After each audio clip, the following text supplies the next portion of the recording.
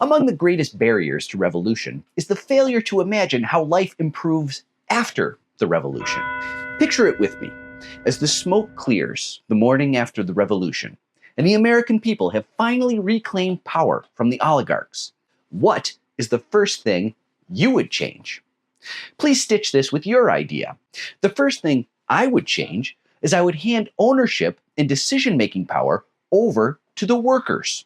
What would happen is all corporate ownership shares would be invalidated. All boards of directors would be dismissed.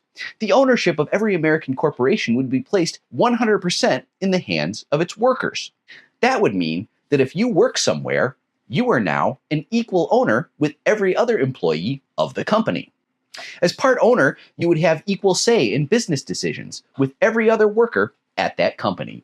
You now get a meaningful vote in every important matter facing the business, including what to do with the profits. You also get a vote in everyone else's salary, including the CEO. Probably doesn't make a whole lot of sense to keep paying the top execs millions to watch out for shareholders anymore, but the CEO's vote now matters as much as yours, or everyone working in the shipping department, or the cafeteria workers, or any other employee in the building. Also, every new employee would become an equal shareholder with equal voting rights. I hear some of you saying, oh great, more work.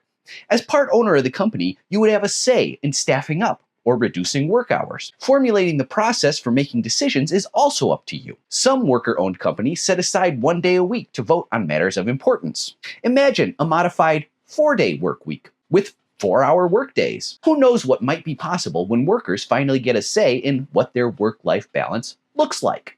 There would also be a debt jubilee, forgiveness of all loans and debts. As the private for-profit banking system melted down, assets would be nationalized and used to establish public state and city banks owned by the state and city residents in the style of the Bank of North Dakota.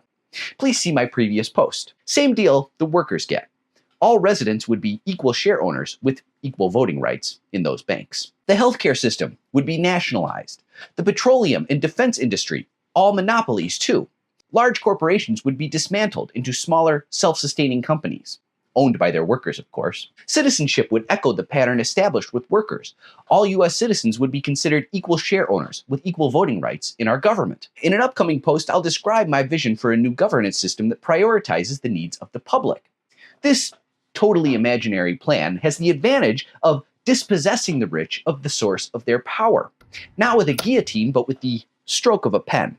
The powers of government would be used to prevent capital flight. These kind of radical, meaning root changes, would drastically alter the power arrangement in this country overnight.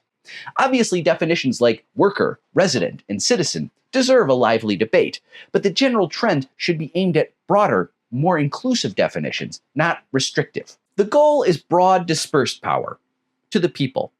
And in this way, we might finally achieve the society described by Abraham Lincoln as of the people, by the people, and for the people. I want to hear your ideas. What comes next? What positive changes would you suggest for the morning after revolution? Would you like to build or expand on my idea? Please do. Please also give a like, follow, favorite, repost, and subscribe to my Substack so you can have my posts sent directly to your inbox. Let's make them pay.